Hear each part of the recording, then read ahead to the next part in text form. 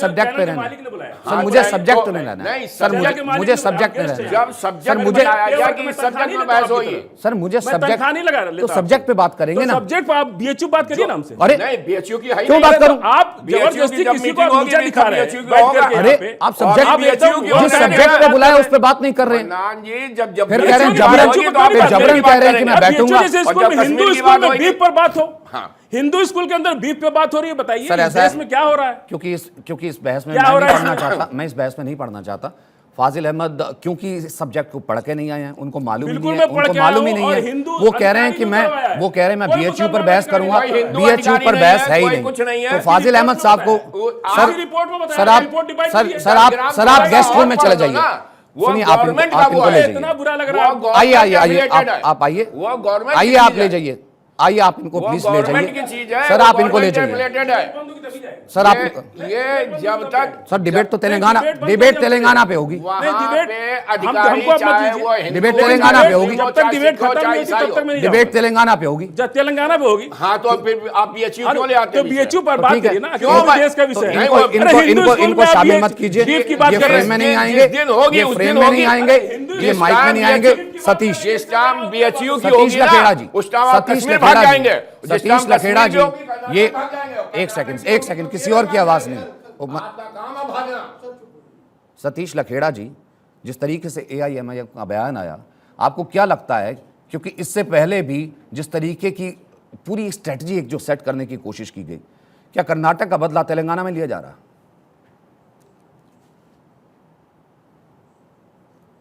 सचिन जी, अभी टीआरएस को बीआरएस किया है और बीआरएस के बाद वो पूरे भारत में एक माहौल बनाना चाहते हैं, जबकि वो केवल रजाकार के रास्ते पे चलते हुए इनको आरआरएस बनानी चाहिए थी। इन्होंने जनता से वायदा किया था कि हम 50,000 घर देंगे, इन्होंने कहा था बेरोजगारी भत्ता देंगे, इन्होंने कहा था 1 लाख तक जो कर्जा है वो किसानों को फ्री करेंगे, दलित भाइयों को 50,000 करोड़ का बजट देंगे, शिक्षक भर्ती करेंगे, पंचायतों को अधिकार देंगे और एक कालेश्वरम बहुत बड़ी योजना है सिंचाई की, जिसका 20,000 बजट था, वो भ्रष्टाचार का एटीएम बन के 1,20,000 करोड़ का बन गया है। इन सारी योजनाओं को केसीआर किनारे करके तुष्टीकरण की राजनीति कर रहे हैं। यहाँ तक कि प्रधानमंत्री जी की जो आयुष्मान योजना है वो वहाँ लागू नहीं होती है, किसान सम्मान निधि लागू नहीं होती है, यहाँ तक कि कोरोना के समय जो अन्य योजना थी वो भी लागू नहीं होती है। तो आप मान के चलिए कि वहाँ से कैसे समाचार आएंगे और पूरे देश में किस तरह के स्लीपर सेल उनके लिए हैं बिना जानकारी के लिए। और मेरा तो फाजिल अहमद के साथ बड़ा कड़वा कई डिबेट का अनुभव है, ये कहीं डिबेट नहीं होने देते हैं, बहुत समय खराब करते हैं, कोई लॉजिक नहीं रहता है। सर मुझे उनका जिक्र मगर नहीं करना सर, छोड़िए ना, आज हम दुर्भाग्यपूर्ण सब्जेक्ट पे रहते घटना हुई हैं, है, हम सब्जेक्ट पे रहते हैं सर। वो जो दुर्भाग्यपूर्ण सर, सचिन हम जी, सब्जेक्ट पे जो रहते हैं, आज मुझे उनका जिक्र ही नहीं दुर्भाग्यपूर्ण करना, मुझे उनका जिक्र ही नहीं करना सर, मुझे उनका जिक्र ही करने का सर, मुझे उनका जिक्र ही नहीं करना सर, मुझे उनका जिक्र दुर्भाग्यपूर्ण आप अपने आप बोलने लगते हैं, मत बोलिए ना, मत बोलिए ना, उनकी आवाज ही नहीं जा रही सर, उनका माइक कटा हुआ है, उनका कैमरा कट ही नहीं रहा। तो जब वो डिबेट का हिस्सा ही नहीं है, उनका कैमरा क्यों कट रहा है? जब वो डिबेट का हिस्सा ही नहीं है तो अब वो है ही नहीं। वो कह रहे हैं मैं बीएचयू पे बात करने आया हूं, बात हम तेलंगाना की कर रहे हैं, मुद्दा तेलंगाना का उठा रहे हैं। जो व्यक्ति सब्जेक्ट ही नहीं जानता, जिस व्यक्ति को यही नहीं पता कौन सी परीक्षा, तो मैं उसका नाम नहीं लेना चाहता। सतीश लखेड़ा अपनी बात पूरा कीजिए, बगैर हमारे ये जो आए थे मेहमान उनका नाम लिया जी। और आज तेलंगाना की जो पीसीएस परीक्षा हो रही थी, जिसमें जिस तरीके से हैंडल किया गया, आप कल्पना कीजिए, ये बहुत बड़ी रणनीति का हिस्सा है। हमारे सनातन धर्म में मंगलसूत्र का क्या मतलब है, और चूड़ी तोड़नी पड़ी, अगर चूड़ी खुल नहीं रही थी तो चूड़ी तोड़वाई गई। आप कल्पना कीजिए किस स्तर के आदेश होंगे। इस तरह मान्यताओं पर चोट करके, गहरी गहरी चोट करके, जिस तरीके से वो एक माहौल पूरे देश में खड़ा करना चाह रहे हैं, या एक वोट बैंक की राजनीति करना चाह रहे हैं, तुष्टीकरण करना चाह रहे हैं, ये दुर्भाग्यपूर्ण है। मगर आज उन्होंने ये साबित कर दिया है कि अब तेलंगाना किस ओर जा रहा है, तेलंगाना की जनता तय करेगी। और उनके साथ खड़े होने वाले अभी तक मन्नान साहब गए या और लोग भी बोल रहे हैं। इसलिए हम कह रहे हैं कि आज ये तुष्टीकरण का जो एक आंदोलन है, उसमें चैंपियन बनने की जो होड़ है, ओवैसी से आगे निकलने की होड़ है, उसमें केसीआर शामिल हो चुके हैं। नहीं, लेकिन सबसे बड़ा सवाल एक और भी उठता है ना स्वामी विक्रमादित्य, कि अब तक इस तरह का कहीं मामला वाइस वर्सा हुआ होता। मैं तो कह रहा हूँ कि ये तो बहुत खूबसूरत सेकुलर मुल्क में रहते हैं, जहाँ सबको अपने रिलीजन को प्रैक्टिस करने की इजाज़त है, आप अपना रिलीजन का सिंबल तक कैरी कर सकते हैं, आपको इजाज़त है। और जो एसेंशियल प्रैक्टिस नहीं है उसके ऊपर वो जो पूरी डिबेट थी, वो तो डिबेट ही अलग थी। पर मैं ये कह रहा हूँ कि अगर यहाँ पर वाइस वर्सा कुछ हुआ होता, अब तक तो वैसे साहब कितने बयान आगे होते, अब तक तो कहीं और चीज़ें भी यहाँ पर हो गई होती। लेकिन ये जो चुप्पी आ जाती है, ये चुप्पी इतनी सेकुलर क्यों है सर? क्योंकि उस महिला को जो जो वो परीक्षा देने गई होगी, वो महिला जो इतनी पढ़ाई के बाद, वो महिला मतलब यूँ लगाइए कि आप आईएएस की परीक्षा यहाँ होती तो राज्य में वो दूसरी परीक्षा होती है। अब इतनी पढ़ाई के बाद सब जो हम परीक्षार्थी पहुँचे होंगे, वो किस माइंडसेट के साथ अंदर बैठ के वो प्रश्न लिख रही होगी या उसका आंसर दे रही होगी जिसकी चूड़ी टूटी होगी।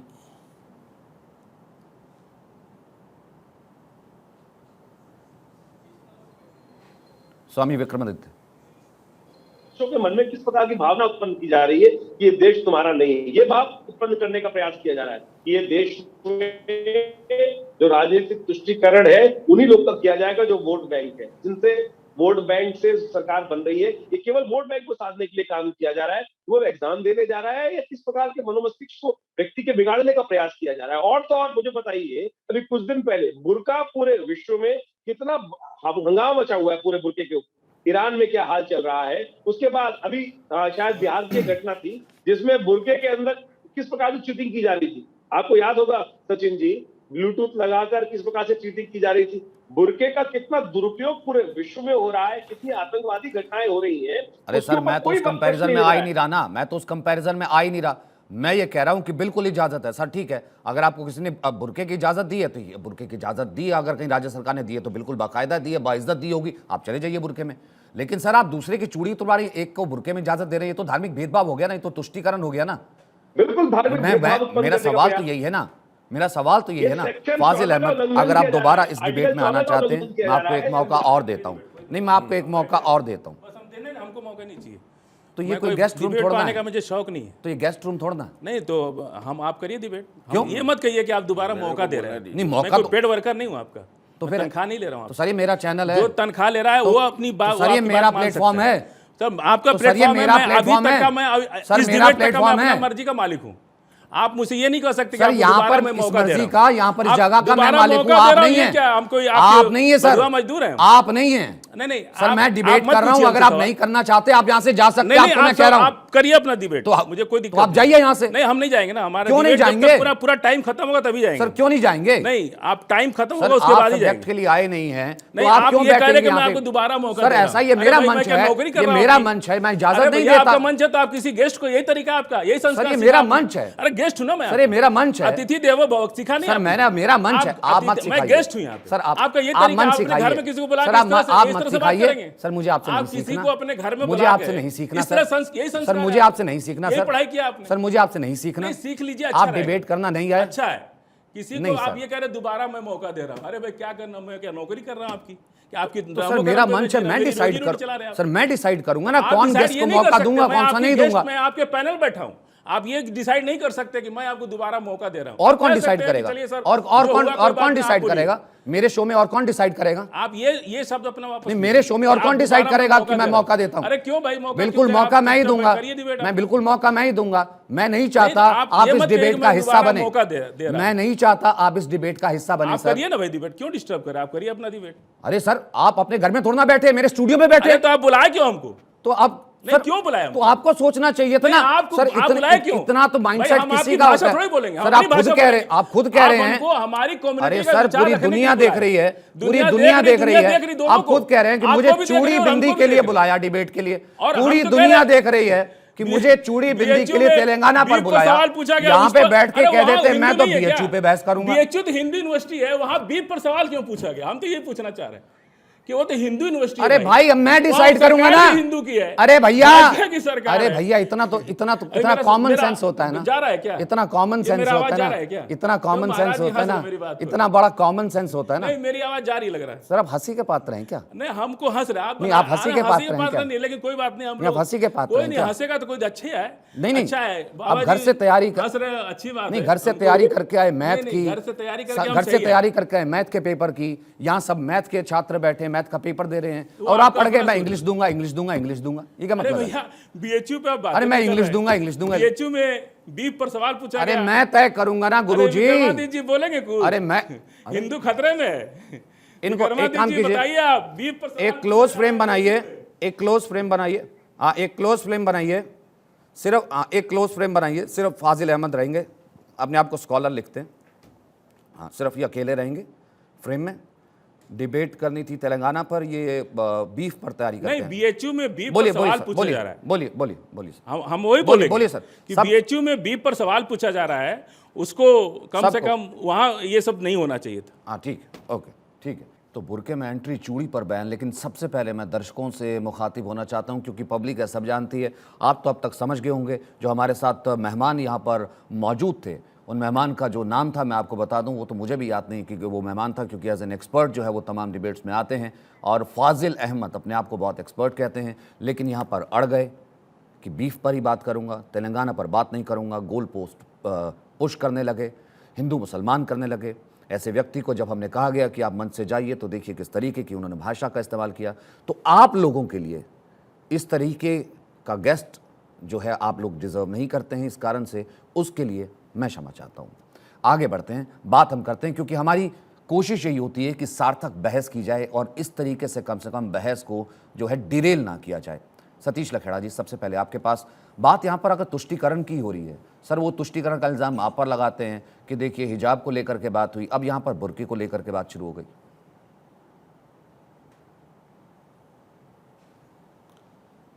अगर इस देश में भगवान राम के मंदिर की बात की जा रही है या ज्ञानवापी के विषय पर अगर बात की जा रही है या 370 की बात की जा रही है, अगर यही तुष्टीकरण है, तो हम चाहते हैं इस भारत के संविधान को बचाने के लिए, आम जनता के कल्याण के लिए और देश में समरसता का माहौल बचाने के लिए इस तरह का तुष्टीकरण भारतीय जनता पार्टी करती रहेगी।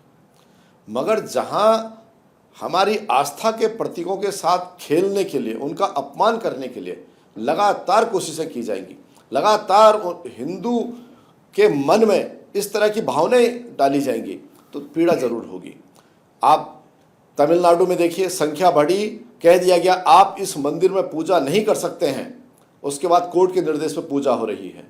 अभी एक नागराज का गेट बना हुआ है और कुछ मुस्लिम आंध्र प्रदेश में तोड़ रहे हैं, वो दृश्य आप देख रहे होंगे।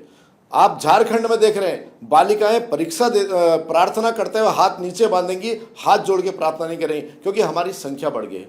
इस तरह का वातावरण, इस तरह के मानक अगर तैयार किए जाएंगे, तो वाकई देश में एक अलग माहौल बनेगा। और इसके कई चैंपियन आ गए हैं। और केसीआर तो जिन्होंने प्रधानमंत्री की दौड़ में सबसे आगे आजकल चल रहे हैं, पार्टी का नाम उन्होंने बड़ा कर दिया है। प्रधानमंत्री जी की यात्रा पर वो उन्हें स्टेशन पे, एयरपोर्ट पे लेने नहीं जाते हैं, और थोड़ी देर पहले वो दूसरे अतिथि को लेने उसी एयरपोर्ट पर आते हैं। तो इससे पता चलता है कि वो भारत सरकार की योजनाओं को लेकर के, जन कल्याणकारी योजनाओं के बजाय वो अपने कल्याण के और तुष्टीकरण के मानक पर आगे बढ़ना चाहते हैं, और यही उनका एजेंडा है। मगर ये देश के ताने बाने को प्रभावित करता है। लेकिन स्वामी उपमन्यु जी, अगर बात यही है ना कि भारत में रह के, जहाँ पर बहुसंख्यक हिंदुस्तान है, संविधान का सबके लिए सम्मान है, ये सब कुछ हो जाता है और बिल्कुल सब कुछ नॉर्मल, कुछ भी नहीं होता, चुप्पी। ये विडंबना की चीज़ है कि हम अपने को सर्कुलर कहते हैं और सबको हम लोगों ने बुलाया, सीने से लगाया, सबको बैठाला, हिंदू, मुस्लिम, सिख, ईसाई, यहूदी, सबको साथ में लिया, और आज वही लोग आंखें दिखाते हैं और कहते हैं कि नहीं, हम अपने ही हिसाब से करेंगे। क्यों करेंगे? क्योंकि अब उनकी वोट पावर ज़्यादा हो गई है। केवल ये वोट की राजनीति है, इसको जो है किसी भी हालत से स्वीकार नहीं करना चाहिए किसी भी सरकार को। अभी वो कह रहे थे मन्नान भाई जो थे कि वो वहाँ पे जो है कि वो अधिकारी जो था वो हिंदू था। भाई हिंदू अधिकारी था, वो कहना किसका मानता है? कहना तो केसीआर का मानता है। वहाँ पे सरकार जिसकी है, मतलब कि कहीं पे कोई घटना घटे, सरकार किसी की भी हो, बीजेपी का दोष। कश्मीर में घटना घटे, बीजेपी का दोष। तेलंगाना में घटे, बीजेपी का दोष। आंध्र प्रदेश में घटे, ये नहीं, इसको देखना पड़ेगा, चिंतन करना पड़ेगा बहुत ढंग से। मैं आज भी हिंदू मुस्लिम को छोड़ के मानवतावादी हूँ, और मैं चाहता हूँ कि ह्यूमन बीइंग आदमी हो, इंसान बन जाए, वही बहुत बड़ी बात है। और ये लोग केवल वोट की राजनीति, ये जब तक, सचिन जी मैं आपको एक बात स्पष्ट कहूँगा, जब तक ये वोट की राजनीति चलेगी तब तक हिंदू मुस्लिम शांत नहीं हो पाएगी। क्योंकि हिंदू तो मानता है, मोर देन 50% हिंदू सर्कुलर को मानते हैं, कहते हैं नहीं, हमारे मित्र हैं, ये अच्छे हैं, चाहे वो मुस्लिम हो, चाहे वो सिख हो, चाहे ईसाई हो, अच्छे हैं, और उनको वोट भी दे देगा। लेकिन मुसलमान एक भी नहीं देगा वोट, तो घाटा किसका होगा?